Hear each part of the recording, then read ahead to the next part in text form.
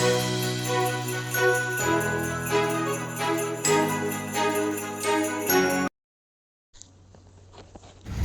Vadodara highway Vejalpur પાસે એક બસ અને ટેમ્પોનો અકસ્માત સર્જાયો। કાલોલ તાલુકાના વેજલપુર ગામમાં સવારે વહેલા એક બસ અને એક ટેમ્પાનો અકસ્માત થયો હતો। ગોધરાથી બરોડા હાઈવે પર વેજલપુર બસ સ્ટેન્ડની સામે ગોધરાથી બરોડા હાઈવે પર જતા ટેમ્પો અને બરોડાથી ગોધરા તરફથી આવતી એક સરકારી બસ સવારમાં વહેલા ગોધરાથી બરોડા જતા ટેમ્પા અને એક સરકારી બસ વેજલપુર બસ સ્ટેન્ડની સામે હાઈવે પર બસ સ્ટેન્ડમાં ટર્ન મારવા જતા ગોધરા તરફથી એક ટેમ્પો આવતા બસ સાથે ભટકાતા અકસ્માત સર્જાયો।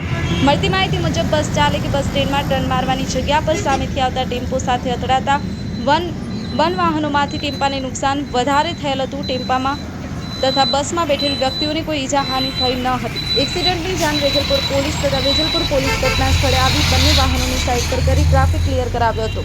સુલેમાન પાંડવા, પંચમહાલ, સત્ય ન્યૂઝ, વેજલપુર।